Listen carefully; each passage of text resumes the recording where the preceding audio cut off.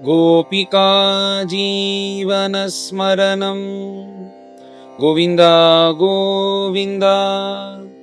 सद्गुरु विठ्ठल दास महाराज की जय। ద్వారకాధీశుడైన ప్రభువుల దగ్గర వెళ్ళి రుక్మిణీ సందేశాన్ని భాగవతులు చెప్పి వెంటనే మీరు రుక్మిణి వివాహం చేసుకోవాలి, వెళ్ళి రుక్మిణిని కాపాడాలి అంటూ ప్రార్థించిన వెంటనే భగవంతుడు మళ్ళీ ఆ భాగవతుని చేతులు పెట్టుకొని, స్వామి రుక్మిణీపతి మాట్లాడేదానికి మీరొకరు ఉన్నారు, నా గురించి చెప్పేదానికి ఎవ్వరు లేదు, నేనే నా గురించి చెప్పుకుంటాను అంటూ నేను కూడా రుక్మిణినే వివాహం చేసుకోవాలి అంటూ చాలా రోజులుగా ఆలోచిస్తున్నాను, నాకు రాత్రంటా కూడా నిద్ర పట్టడం లేదు అంటూ భగవంతుడు ఇలా రుక్మిణి యొక్క గుణములను తలుచుకుంటూ ఇలా అన్నారు. అది చెప్పిన తర్వాత వాళ్ళ తండ్రి కూడా నాతో వివాహం చేయించాలనే అనుకున్నారు, కానీ అతని యొక్క పెద్ద కొడుకు రుక్మి వల్ల ఇప్పుడు శశిపాలతో వివాహం చేసేలాగా అయిందని అన్ని విషయాలు తెలిసిపెట్టుకున్నారు భగవంతుడు. ఇలాగ అయింది అనుకుంటాను అని అంటేనే అవును ఇదే వాస్తవము అని చెప్పిన వెంటనే మనం ఇంక మీదట మనం వచ్చి ఇక్కడ ఉండకూడదు, మనం వెంటనే బయలుదేరుతాము అంటూ కృష్ణుడు భాగవతుల దగ్గర చెప్పిన వెంటనే తన యొక్క సారథి అయిన దారకుణ్ణి పిలిచి వెంటనే రథాన్ని సిద్ధం చేయమని భగవంతులు అన్నారు. అక్కడ బ్రహ్మనిష్టలు వర్ణించేటప్పుడు ఆ సారథి దారుకుడు పేరు చెప్పి అతను నడిపి ఆ గుర్రాల పేర్లు కూడా వదలకుండా చెప్తున్నారు. 4 గుర్రములంట, శైవ్యం సుగ్రీవం మేఘపుష్పం బలాహకం అని 4 గుర్రముల పేరు, దాన్ని కూడా వదలకుండా చెప్పి ఇంకా కాకుండా పైన ఒక ధ్వజం, ఆ ధ్వజంలో చూసినామంటే గరుడుని యొక్క చిత్రంలాగా ఉంటుంది, కాను అలా కాదు, గరుడ భగవంతుడు దాంట్లో ప్రత్యక్షంగా ఉన్నారంట. ఎందుకంటే భగవంతుని యొక్క వాహనము కదా, అందుచేత అక్కడే ఉన్నారంట. గరుడ ధ్వని మంగళకరం, అందుచేత భగవంతుడు ఏ పని చేసినా కానీ ఒక ధ్వనినిస్తారంట, దానివల్ల మంగళం జరగాలి అంటూ సాక్షాత్ ప్రత్యక్షంగా గరుడు ఆ ధ్వజంలో ఉన్నారు. ఇలాగా అందమైన సారథ్యం దాంట్లో ఆ భాగవతుల్ని కూర్చోబెట్టి ఒక్క రాత్రితో ఏం చేశారంటే ఆనర్త దేశం నుంచి విదర్భ దేశానికి కృష్ణుడు ఇక్కడికి వచ్చేశారు. ఇక్కడ విదర్భ దేశంలో ఏం జరుగుతుందంటే తన పుత్రి యొక్క వివాహం కోసం అన్ని ఏర్పాట్లు ఆ భీష్మక మహారాజు బాగా చేసుకుంటున్నారు. దేవతారాధనం, పితరారాధనం, బ్రాహ్మణారాధనం, తర్వాత అన్ని పూజలు నియమములు, తర్వాత కృచ్రాచరములు, దానములు, బ్రాహ్మణులందరిని పిలిచి యథేష్టంగా దానములను ఇచ్చి వస్త్రములంచా అన్నీ ఇచ్చి స్వర్ణదానమంచా చేశారు. తర్వాత పశువులంతా తీసుకొచ్చి దానికి బాగా అలంకరణం చేసి తర్వాత బెల్లంతో పాటు ఆ పశువులకి ఆహారం అంతా ఇచ్చి కడుపు నిండేలాగా చేసి బ్రాహ్మణ ఆరాధనం, పశువుల యొక్క ఆరాధనం, అందరికీ ఆరాధన చేసి వచ్చిన వాళ్ళందరికీ బాగా మంచి ఉపచారం అంతా చేసి మంచి వస్త్రం అంట ఆ రుక్మిణికి ఆ సమయంలో మంత్రవత్తుగా అది ఇవ్వాలి. అలాగా ఆ వస్త్రాన్ని ఆ చీరను తెచ్చి పెట్టారంట అక్కడ. దాని భీష్మకులు కూడా సంతోషంగా అందరికీ అలా సంభ్రమంగా అన్నీ చేస్తూ రుక్మిణిని పిలిచి ఇది నువ్వు సాయంత్రం కట్టుకొని రావాలి, పైన భవానీ పూజకి రావాలి అంటూ రుక్మిణి దగ్గర ఆ భీష్మక మహారాజు తన పుత్రి అయిన రుక్మిణి దగ్గర ఆశతో ఇచ్చారు. రుక్మిణి కూడా తీసుకెళ్ళింది. తర్వాత వచ్చిన వాళ్ళందరినీ బాగా గమనిస్తూ ఉండేటప్పుడు దమఘోషుడు అయిన చైద్య దేశపు రాజు అయిన దమఘోషుడు తన పుత్రుడు శశిపాలుడితో సైన్యంతో వచ్చేశారంట. ఇలాగా అల్లుడు గారు వచ్చినారంటే అతన్ని నివసింపజేసేదానికి ఒక అంతఃపురాన్ని సిద్ధం చేశారంట. అది ఏదో కొంచెం ప్రాబ్లంగా ఉంది, అది వచ్చి సిద్ధంగా లేదు. ఇలా చేస్తున్నారంటే కోపంతో ఇంకొక చోటు ఉంది సార్, అది కూడా ఇలాగే ఉంటుంది, దాంట్లో ఇతన్ని ఉండేలాగా చేస్తాము అంటూ శిశుపాలుని సైన్యంతో అక్కడ ఉండేలాగా చేశారు. ఇలా శిశుపాలుడు తన సైన్యంతో పాటు వచ్చారంట. ఆ సైన్యంతో పాటు అందరికీ కావాల్సిన ఉపచారం అన్నీ భీష్మక మహారాజు చేసి ఇలా వాళ్ళని కూడా ఉండేలాగా చేశారు. ఇక్కడ శిశుపాలుని కాపాడేదానికి ఆ సైన్యం కాకుండా ఆ జరాసంధుడు, దంతవక్త్రుడు, శాలుడు మొదలైన వారు వాళ్ళ సైన్యంతో వచ్చారంట. ఇక్కడ ఏమైనా జరుగుతుంది, దాని రుక్మిణిని మనం శిశుపాలునికి వివాహం చేసి పెట్టాలి, మన సఖ్యుడు కదా, మన స్నేహితుడికి ఏ ఇబ్బంది లేకుండా వివాహం జరగాలి అంటూ వాళ్ళ సైన్యంతో వచ్చారంట. ఇక్కడ ఏదైనా అక్రమం జరిగిందంటే వాళ్ళని దాని యుద్ధం చేసి దాన్ని ఆపేదానికి. ఇలాగ అందరికీ కావాల్సిన చోటంతా భీష్మకరాజు ఏర్పాట్లు చేసి ఇలా చూస్తూ ఉండేటప్పుడు ఏమి ఆశ్చర్యం అంటే అక్కడ కృష్ణుడు బలరామస్వామితో వచ్చారు అని తెలుసుకున్నారు. బలరామస్వామి ఏం చేశారంటే, కృష్ణుడు తనిగా వెళ్ళారు, అందుచేత ఎలాగైనా సరే యుద్ధం అనేది వస్తుంది, ఆ యుద్ధం వస్తుంది కాబట్టి బలరామస్వామి వెనకాల సైనికులతో పాటు బయలుదేరి వచ్చి కృష్ణుడితో చేరుకున్నారంట. ఇప్పుడు కృష్ణుడు బలరామస్వామి ఇద్దరు వచ్చారు, సైనికులతో పాటు వచ్చారే, ఆశ్చర్యంగా ఉంది అంటూ భీష్మకులు అనుకుని, ఏ అంతఃపురం అయితే అల్లుడి కోసం పెట్టినారో ఆ అంతఃపురంలో ఇప్పుడు కృష్ణుడు ఉండేలాగా, నివసించేలాగా ఉండేలాగా అయింది. ఆ అంతఃపురాన్ని ఇచ్చి కృష్ణుడిని, తర్వాత బలరామస్వామిని, ఆ సైన్యాన్ని అక్కడ ఉండి అన్ని ఉపచారములు చేసేలాగా చెప్పి అలా ఉండమని చెప్పారు. ఇప్పుడు వెంటనే భాగవతులు, నేను రుక్మిణి దగ్గర వెళ్ళి చెప్పాలి, మనం వచ్చేస్తామని చాలా ఎదురు చూస్తూ ఉంటే నేను వెంటనే బయలుదేరుతాను అంటూ ఆ భాగవతులు అక్కడి నుంచి బయలుదేరారు. ఇక్కడ రుక్మిణి, నిన్న వెళ్ళిన భాగవతులు ఇంకా రాలేదే, రేపు తెల్లవారైతే వివాహము, ఇలా రాలేదంటూ రాత్రంతా ఏడుస్తూ ఏమి జరగబోతుందో తెలియకుండా కృష్ణుడు వస్తాడా అంటూ బాధతో అందరి ముందు ఏడవలేక ఇలా సుఖంగా సౌఖ్యంగా ఉండేలాగా అందరికీ చూపిస్తూ ఇలా బాధతో తపిస్తూ ఉందంట రుక్మిణి. నేనేం భాగ్యం చేయలేదా, నా కృష్ణుడు ఇంకా రాలేదే, ఏ సమాచారం అందలేదే అంటూ ఆ సమయంలో రుక్మిణి యొక్క మనస్సు ఎలా ఉంటుంది. అలా తపిస్తూ ఉండేటప్పుడు ఎప్పటిలాగానే ఆ భాగవతుల యొక్క గానం వినిపించింది. చూస్తే భాగవతుల్లాగా లేదు, ఈయన లేదే, ఇంకా ఎవరా అని ఇలా చూస్తే దగ్గరికి వచ్చిన తర్వాతనే తెలుస్తుంది అతనే. ముందు వచ్చేటప్పుడు వంచివర్తి బ్రాహ్మణులాగా నెత్తిపైన గోపీ చందనం వేసుకొని అక్షయపాత్రంతో తులసిమాల వేసుకొని వస్తారు ఎప్పుడు. కానీ ఇప్పుడు ఎలా వచ్చినారంటే రాజాది రాజుడుగా కృష్ణుడిలాగా ఉన్నారంట. ఎందుకంటే కృష్ణుని యొక్క వస్త్రాన్ని ధరించి నగలన్నీ వేసుకొని చూస్తే రాజులాగా ఉన్నారు. తర్వాత ఆ భాగవతులు నేరుగా రుక్మిణి దగ్గర వచ్చి ఏమన్నారంటే, చక్కగా మిగతా విషయాలన్నీ మొదట మాట్లాడకుండా కృష్ణుడు వచ్చేశాడు, వనమాలి ఆయాతి అంటూ కృష్ణుడు వచ్చేశారు అని ఇలా భాగవతులు ఆ రుక్మిణి దగ్గర అన్న వెంటనే రుక్మిణికి చాలా సంతోషం.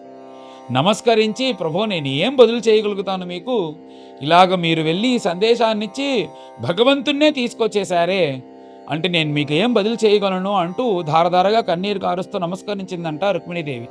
అమ్మా, నేనేం చేశాను పెద్దగా, వైకుంఠవాసి అయిన ఆ ప్రభువుల దగ్గర మహాలక్ష్మి మీరిచ్చిన సందేశాన్ని వెళ్ళి చెప్పాను, ప్రభువులతో పాటు ఇక్కడికి వచ్చాను, ప్రభువులు వచ్చారని మీ దగ్గర చెప్పాను. ఇది నా భాగ్యం కదా, ఈ ప్రపంచం ఉండేంత వరకు ఈ రుక్మిణి కళ్యాణం చెప్పేవారు నా గురించి చెప్పకుండా ఉండరు, ఆ భాగ్యాన్ని నాకు ఇచ్చారు కదా, ఈ మహావిష్ణువుకి మహావిష్ణువుకి వివాహం చేయించే భాగ్యం నాకు దక్కింది, దీనికంటే ఏం కావాలి ప్రపంచంలో అంటూ ఆ రుక్మిణీదేవిని సమాధానం చేసి కృష్ణుడు వచ్చేశాడు అంటే రుక్మిణీదేవి కూడా చాలా సంతోషం. ఇలా భాగవతులు కూడా అక్కడి నుంచి సెలవు తీసుకొని బయటికి వచ్చేసారు. ఇప్పుడు పైన కృష్ణుడు వచ్చేసారంటే కృష్ణుడు చూడాలి అంటూ సంతోషంగా ఇక్కడ రుక్మిణి ఉంటుంది. పైన ఆ భవానీకి పూజ చేసే సమయం వచ్చింది. రుక్మిణి కూడా ఏ వస్త్రమైతే భీష్మక మహారాజు తెల్లవారి మంత్రవత్తుగా ఇచ్చారో ఆ వస్త్రాన్ని ధరించి ఆ భవానీ పూజకి వెళ్ళే ముందు ఎలా వెళ్ళాలి అంటే కాల్లో ఏ పాదరక్షములు వేసుకోకుండా నడిచి వెళ్ళాలి. అలాగ వెళ్తున్నారంట. ఇప్పుడే ఆ సమయంలోనే ఆ పౌర జనులందరూ ఆ రాజస్త్రీని చూడొచ్చు. సాధారణ సమయంలో అన్ని సమయంలో చూడలేరు, ఈ సమయంలోనే చూడొచ్చు. అప్పుడు అందరూ చూసేదానికి కూడా వచ్చారు. ఇలా రుక్మిణీదేవి తన యొక్క తల్లితో ఇంకా తన యొక్క స్నేహితురాలతో అందరితో కలిసి ఇలా నడుచుకుంటూ వస్తూ ఉంది. అంతేకాకుండా కవచంలాగా సైన్యం ఉందంట, ఏమీ అవ్వకూడదు అంటూ. అలా సైన్యం ముందు ఉంది. ఇలా రుక్మిణి నడుచుకుంటూ వెళ్ళి నేరుగా లోపలికి వెళ్ళి ఆ భవానీ దగ్గర ప్రార్థన చేస్తుంది. అమ్మా నమస్తే త్వాంబికే భీక్షణం అంటూ, అమ్మా నేను మీకు పూజ చేస్తున్నాను, మీరు ఎలాగైతే పరమేశ్వరులతో పాటు మీ యొక్క సంతానంతో మీ యొక్క బిడ్డలతో పాటు సుఖంగా ఎలా ఉన్నారో అలాగనే కృష్ణుడితో పాటు నా బిడ్డలతో పాటు ద్వారకలో నేను సుఖంగా ఉండాలి అంటూ ఇలా ప్రార్థన చేసి అక్కడ ఉండే ఆ గురువుగారు ఏ పూజలన్నీ చేపిస్తున్నారో అన్నీ చక్కగా ఏకాగ్ర చిత్తతో భవానీకి పూజ చేసి, అంతేకాకుండా అక్కడ ఉండే బ్రాహ్మణ స్త్రీలందరూ కూర్చోబెట్టి వాళ్ళందరికీ సుమంగళి పూజ అంతా చేసి యథేష్టంగా వస్త్రములని తన చేతిలోనే ఇవ్వమని చెప్పి రుక్మిణి కూడా ఇచ్చి ఆ నగలు అన్నీ ఇచ్చి వాళ్ళకి నమస్కరించి వాళ్ళు కూడా ఆశీర్వాదం చేశారంట. ఏమిటంటే నువ్వేమి మనసులో తలుచుకోనున్నావో అది నీకు తప్పకుండా నెరవేరుతుంది అంటూ వాళ్ళందరూ ఆశీర్వాదం చేసి పరమ సంతోషంతో పైన కృష్ణుని చూడబోతాము అంటూ సుఖంగా అన్ని పూజలను ముగించుకొని బయటకు వస్తుంది రుక్మిణి. అలా రుక్మిణి వచ్చేటప్పుడు ఆ రుక్మిణి యొక్క రూపాన్ని అద్భుతంగా బ్రహ్మనిష్ఠులు వర్ణించారు. ఎలా వస్తుంది అంటే, ఆ కాల్లో నూపురం గొలుసు పెట్టుకొని ఇలా గల్లు గల్లుమంటూ నడుచుకుంటూ వస్తుందండ మందహాస ముఖంతో. ఇలా రుక్మిణి యొక్క స్వరూపాన్ని వాదిరాజులు అనే మహాత్ములు, కన్నడ దేశంలో, ఇక్కడ కర్ణాటక దేశంలో పుట్టిన మహాత్ములు, ఆయన వ్యాసదేవులు, వ్యాసరాయలు యొక్క శిష్యులు. ఆ వ్యాసరాయల యొక్క శిష్యులైన ఈ వాదిరాజులు రుక్మిణి పైన ఒక అద్భుతమైన శ్లోకం రాశారు. ఆయన రుక్మిణి భక్తుడు. సించన్నూపుర శోభిపాద కమలా, ఇలా రుక్మిణి ఎలా వస్తుంది అంటూ అద్భుతంగా ఇక్కడ వర్ణించారు. ఇలా వచ్చేటప్పుడు గల్లు గల్లు గల్లుమంటూ పాదములో గొలుసు శబ్దిస్తుంది. మందస్మితోద్యన్ముఖీ, వచ్చేటప్పుడు ఇలా ముఖాన్ని ఉమ్మును పెట్టుకోకుండా మందహాసంతో రావాలి. పెద్దదిగా నవ్వితేను విరసగా ఉంటుంది, నవ్వకుండా ఉంటేను విరసంగా ఉంటుంది. అలా మందహాసంతో నడుచుకుంటూ వస్తుందంట. కంజాక్షీం కుచభార భీరు విలసన్ మధ్యాం కొణత్కంకనాగాం. కంజాక్షీం అంటూ పెద్ద కళ్ళంట, బాగా విస్తారమైన కళ్ళు, ఉత్తమ స్త్రీ లక్షణంతో నడుచుకుంటూ వస్తుందంట. శరీరం అంతా ఆభరణం వేసుకొని ఆ వస్త్రాన్ని ధరించి అలాగ వస్తుందంట. రుక్మిణి చూసేదానికి దేవతా స్త్రీలు కూడా సిగ్గుపడేలాగా ఉందంట రుక్మిణి దేవి యొక్క రూపం. సంవాద్యై పరిసేవితాం సువసనాం జాంబూనదాలంకృతాం, దేవతలందరూ ఆరాధన చేసేలాగా అంత పెద్ద లావణ్యమైన రూపము. తర్వాత అద్భుతంగా ఆ శరీరంలో ఉండే నగలన్నీ చూస్తే ఏదో అమానుష్యంగా ఉందంట. ఆ నగలన్నీ అంత అద్భుతంగా నగలన్నీ వేసుకొని, తర్వాత ఉంగరాలన్నీ అక్కడ వేరుల్లో వేసుకొని ఇలా వచ్చేటప్పుడు చూస్తే దేవతా స్త్రీల సహితం సిగ్గుపడేలాగా అలాగా లావణ్యంతో, కారుణ్యంతో, రూపవతిగా, గుణవతిగా ఇలా గల్లు గల్లుమని గొలుసును శబ్దిస్తూ రుక్మిణి నడుచుకుంటూ వస్తుందంట. ఆ రూపాన్ని చూసి ఏమిటంటే, అక్కడ దండిగా మంది రాజులు రుక్మిణి చూసేదానికి వచ్చారంట. ఆ సమయంలో ఆ రాజులతో పాటు రాజులా కృష్ణుడు కూడా తన రథంలో నిలబడుకొని చూస్తున్నారు. అప్పుడు మిగతా రాజులందరూ చూసేటప్పుడు ఇంత అందమా, ఇంత అందం ఎక్కడుంది ప్రపంచంలో, ఈ అందాన్ని మనం వివాహం చేసుకోకుండా ఇలా మనం పాడైపోతున్నామంటే కొంతమంది ఇలా చూస్తూ రథం నుంచి కిందనే పడిపోయినారంట. అలాగ రూపంతో, ఈ రూపం ఎంత మంచి రూపం, ఎంత గొప్ప రూపం అంటూ రూపంలోనే వాళ్ళు ఇక్కడ అలా మాయమయ్యే స్పృహ తప్పి పడ్డారంట ఆ రూపం. ఎందుకంటే అందరు రాజులకి యవ్వనంగా ఉండేటప్పుడు రూపంలోనే కదా మనస్సు అనేది ఉంటుంది. ఇలా అందరూ ఆ రూపాన్ని చూసి ఆశపడి ఇలాంటి అమ్మాయిని వివాహం చేసుకోకుండా మన జీవితమే వృథాగా ఉంది అంటూ ఇలాగందరూ మాట్లాడుకుంటూ ఉన్నారు. కానీ అక్కడ ఉండే జనులందరూ చూసి కృష్ణుణ్ణి చూస్తున్నారు, రుక్మిణిని చూస్తున్నారు. వీళ్ళిద్దరే వివాహం చేసుకోవాలి అంటూ ఆశగా చూస్తూ ఉండేటప్పుడు ఆ కృష్ణుణ్ణి చూడాలి అంటూ రుక్మిణికి కూడా ఆశ అంట. అప్పుడు రుక్మిణి ఏం చేసిందంటే, ఇలా నేరుగా చూస్తే విరసంగా ఉంటుంది కదా, అప్పుడు ఏం చేసిందంటే తన యొక్క అలకభారం ఉంది కదా ముందు, తన యొక్క జుట్టును తన యొక్క ఎడమ చేతు వ్రేళ్లతో ఇలా దరిమేలాగా ఇలా వచ్చి చెడిపేలాగా కొంచెం ఎత్తేలాగా ఎత్తి అలా కృష్ణుణ్ణి చూసిందంట మందహాస ముఖంతో. చూసిన తర్వాత మనస్సమర్పణమైంది. ఎక్కడ ఎలా వెళ్ళింది అని తెలియలేదు. తనకు తెలియకుండా తన కాలు నడుచుకుంటూ కృష్ణుడి దగ్గరికి వెళ్ళిపోయింది. అలా వెళ్ళిన వెంటనే కృష్ణుడు ఒక చెయ్యినిచ్చి రుక్మిణిని తీసి రథంలో పెట్టుకొని వెళ్ళిపోయాడంట కృష్ణుడు. ఎలాగ వెళ్ళారు అంటూ ఇలా బ్రహ్మనిష్ఠులు వర్ణించేటప్పుడు కృష్ణుడేం భయపడలేదంట. రుక్మిణీదేవి అక్కడ శ్లోకంలో చెప్పేటప్పుడు 3వ శ్లోకంలో ఏం చెప్పింది, నేను ఒక గొప్ప మాంసము, ఆ మాంసాన్ని ఈ నక్కలన్నీ చూసేటప్పుడు, సింహము చూసేటప్పుడు సింహానికే సొంతమైన ఆ మాంసాన్ని నక్కలు తీసుకెళ్తే దానికి అవమానం సింహానికా మాంసానికా, అలాగనింది కదా. అలాగనే ఇక్కడ వర్ణించేటప్పుడు ఆ నక్కలన్నీ చూసేటప్పుడు ఎలా ధైర్యంగా సింహం వచ్చి ఆ మాంసాన్ని తీసుకెళ్తుందో అలా తీసుకెళ్లారు కృష్ణుడు అంటూ రుక్మిణి తీసుకెళ్ళి, ఎవ్వరికి భయపడకుండా రుక్మిణి తీసుకెళ్ళి బయలుదేరారంట కృష్ణుడు. ఇలా కృష్ణుడు రుక్మిణి అపహరించి రాక్షస విధానంలో తీసుకెళ్లారు అనే దానితో ఈ అధ్యాయం అనేది పూర్తవుతుంది. వచ్చే అధ్యాయంలో వెళ్ళేటప్పుడు రుక్మితో పాటు యుద్ధం చేసేది, యాదవులకి అక్కడుండే వాళ్ళకి యుద్ధం అయ్యేది, తర్వాత ద్వారక వెళ్ళి వివాహం చేసుకునేది, ఇవన్నీ వచ్చే అధ్యాయంలో ఉంది. ఇప్పుడు భగవంతుడు రుక్మిణి రాక్షస విధానంలో తీసుకొని బయలుదేరారు అనేది అధ్యాయం యొక్క కథ. అద్భుతమైన రుక్మిణి కళ్యాణ చరిత్రం పైన అందరం కలిసి అధ్యాయాన్ని పారాయణం చేస్తాం. अथ 53तमोऽध्यायः श्रीशुकुवाच वैदर्भ्याः स तु सन्देशं निशम्य यदुनन्दनः प्रगृह्य पाणिना पाणिं प्रहसन् इदमब्रवीत् श्रीभगवानुवाच तथाहमपि तच्चित्तो निद्रां च न लभे निशि वेदाहं रुक्मिणा द्वेषात् ममोद्वाहो निवारितः ताम् आनयिष्य उन्मत्स्य राजन्यापसदान् मृधे मत्पराम् अनवद्याङ्गीम् ईधसोऽग्निशिखामिव श्रीशुकोवाच उद्वाहर्क्षं च विज्ञाय रुक्मिण्या मधुसूदनः रथं संयुज्यतामाशु दारुकेत्याह सारथिं स चाश्वैः शैब्यसुग्रीव मेघपुष्पबलाहकैः युक्तं रथम् उपानीय तस्थौ प्राञ्जलिरग्रतः आरुह्य स्यन्दनं शौरिः द्विजमारोप्य तूर्णगैः आनर्तात् एकरात्रेण विदर्भानगमध्ययैः राजासकुण्डिनपतिः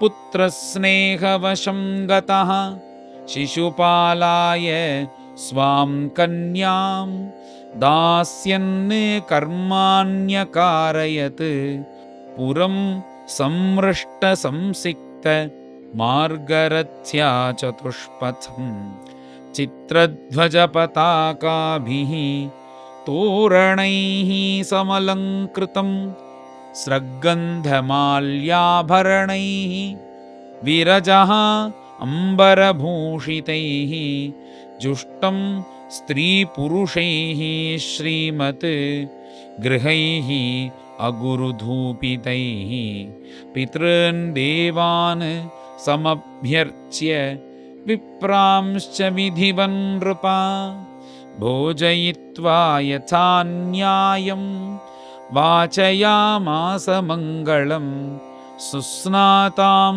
सुदतीं कन्यां कृतकौतुकमङ्गलाम् अगतां शुकयुग्मेण भूषितां भूषणोत्तमैः चक्रुः सामर्ग्यजुर्मन्त्रैः वध्वा रक्षां द्विजोत्तमाः पुरोहितो अथर्वविद्वै जुहाव ग्रहशान्तये हिरण्यरूप्यवासांसि तिलांश्च गुडमिश्रितान् प्रादाद्धेनूश्च विप्रेभ्यः राजा विधिविदां वरः एवं चेदिपति राजा दमघोषः सुताय वै कारयामास मन्त्रज्ञैः सर्वम् अभ्युदयोचितं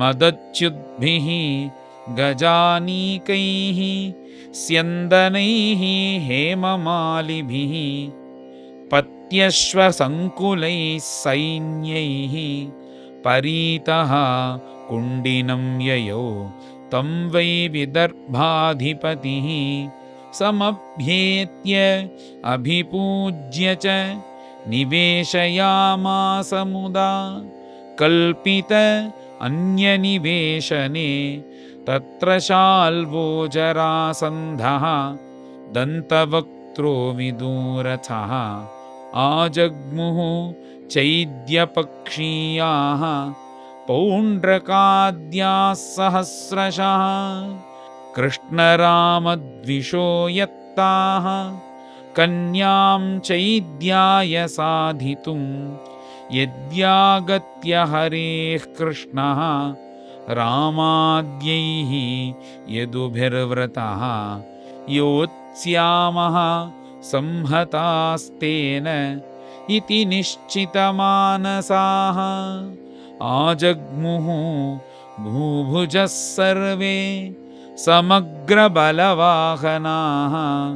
श्रुत्वैतत् भगवान् रामः विपक्षीयनृपोद्यमं कृष्णं चैकं गतं हर्तुं कन्यां कलहशङ्कितः बलेन महता सार्धं भ्रातृस्नेहपरिप्लुतः त्वरितः कुण्डिनं प्रागात् गजाश्वरथपत्तिभिः भीष्मकन्यावरारोह काङ्क्षन्ति आगमनं हरेः प्रत्यापत्तिम् अपश्यन्ति द्विजस्या चिन्तयत्तदा अगोत्र्याम् आन्तरितः उद्वाहो मेल्पराधसः नागच्छति अरविन्दाक्षो नाहं वेद्म्यत्र कारणं सोऽपि नावर्ततेऽद्यापि मत्सन्देशहरो द्विजः अपि मयि अनवद्यात्मा दृष्ट्वा किञ्चित् जुगुप्सितं मत्पाणिग्रहणे नूनं नायाति हि कृतोद्यमः दुर्भगाय मे धाता नानुकूलो महेश्वरः देवी वा विमुखा गौरी रुद्राणी गिरिजा सती एवं चिन्तयति बाला गोविन्दहृतमानसा न्यमीलयत कालज्ञा नेत्रे चाश्रुकलाकुले एवं वध्वाः प्रतीक्ष्यन्त्या गोविन्द आगमनं नृपा वामवूरुर्भुजो नेत्रम् अस्फुरन् प्रियभाषिणः अथ कृष्णविनिर्दिष्टः स एव द्विजसत्तमः अन्तःपुरचरीं देवीं राजपुत्रीं ददर्शः सातं प्रहृष्टवदनम् अव्यग्र आत्मगतिं सती आलक्ष्य लक्षणाभिज्ञा समपृच्छत् शुचिस्मिता तस्या आवेदयत् प्राप्तं शशंसयदुनन्दनम् उक्तं च सत्यवचनम् आत्मोपनयनं प्रति तमागतं समाज्ञाय वैदर्भी हृष्टमानसा न पश्यन्ति ब्राह्मणाय प्रियमन्यन्न नाम सा प्राप्तो श्रुत्वा स्वदुहितुः उद्वाहप्रेक्षणोत्सुकौ अभ्ययात्तूर्यघोषेण रामकृष्णौ समर्हणैः मधुपर्कमुपानीय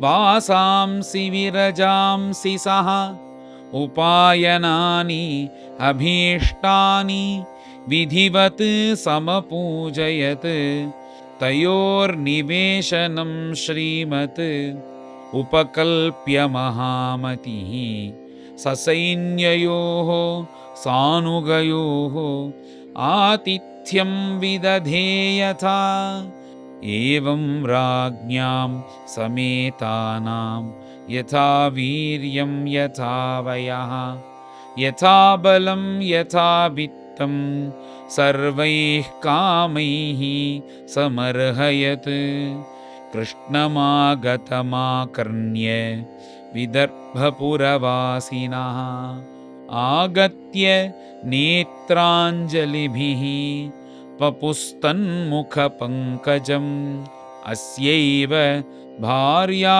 भवितुं रुक्मिणी अर्हति नापरा असौ अपि अनवद्यात्मा भैष्म्याः समुचितः पतिः किञ्चित् सुचरितं यन्नः तेन तुष्टः त्रिलोककृत् अनुगृह्णातु गृह्णातु वैदर्भ्याः पाणिमच्युतः एवं प्रेमकलाबद्धा वदन्ति स्म पुरौकसः कन्या चान्तः पुरात् प्रागात् भटैः गुप्ताम्बिकालयं पद्भ्यां विनिर्ययौ द्रष्टुं भवान्याः पादपल्लवं सा चानुध्यायति सम्यक्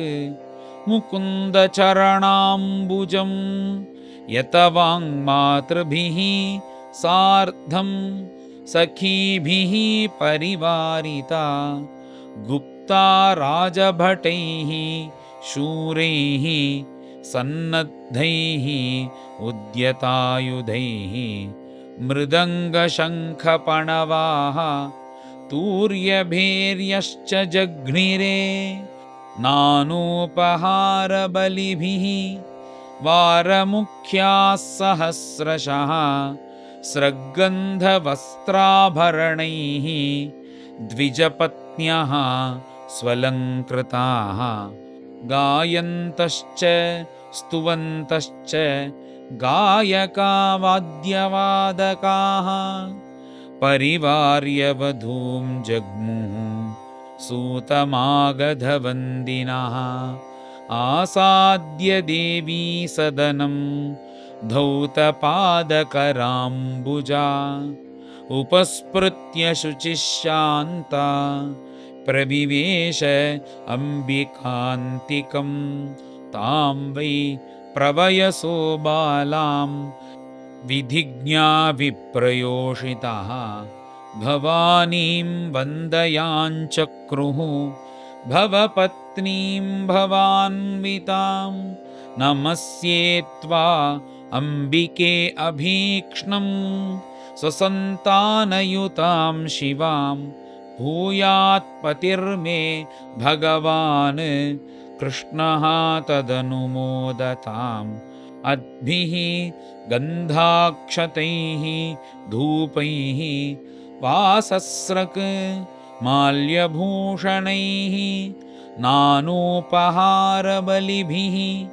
प्रदीपाबलिभिः पृथक् विप्रस्त्रियः पतिमतीः तथा तैः समपूजयत् लवनापूपताम्बूल कण्ठसूत्रफलेक्षुभिः तस्यै स्त्रियस्ताः प्रददुः शेषां युयुजुराशिषः ताभ्यः देव्यै नमश्चक्रे शेषां च जगृहे वधूः मुनिव्रतम् अथ त्यक्त्वा निश्चक्राम अम्बिकागृहात् प्रगृह्य पाणिना भृत्यां रत्नमुद्रोपशोभिना तां देवमायामिव वीरमोहिनीं सुमध्यमां कुण्डलमण्डिताननां श्यामां नितम्बार्पित रत्नमेखलां व्यञ्जत्स्तनीं कुन्तलशङ्कितेक्षणां शुचिस्मितां बिम्बफलाधरद्युति शोणायमानद्विजकुन्दकुड्मलां पदाचलन्तीं कलहंसगामिनीं सिञ्चत्कलानूपुरधामशोभिना विलोक्य वीरा मुमुहुः समागताः यशस्विनः तत्कृतहृच्छयार्दिताः यां वीक्ष्यते नृपतयस्तदुदारहास व्रीडावलोक हृतचेतस उज्झितास्त्राः पेतुः क्षितौ गजरथाश्वगता विमूढाः यात्राच्छलेन हरये अर्पयतीं स्वशोभां सैवं शलैश्चलयति चलपद्मकोशौ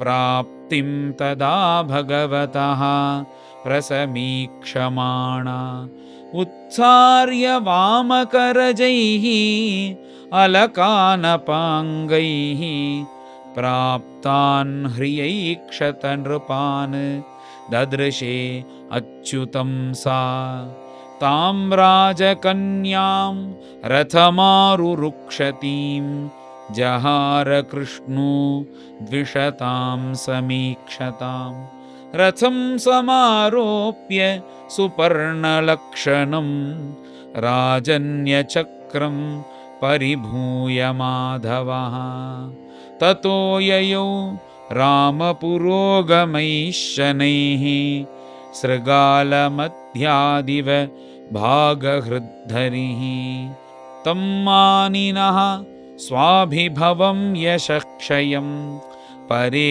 जरासन्धवशा न सेहिरे अहो दिगस्मान् यशात्तधन्वनां गोपैर्हृतं केसरिणां मृगैरिव श्रीहरये नमः श्रीहरये नमः। इति श्रीमद्भागवते महापुराणे पारमहंस्यां संहितायां दशमस्कन्धे उत्तरार्धे रुक्मिणीहरणं नाम 53तमोऽध्यायः। गोपिका जीवनस्मरणं गोविन्द गोविन्द। सद्गुरु विठ्ठलदास महाराज की जय।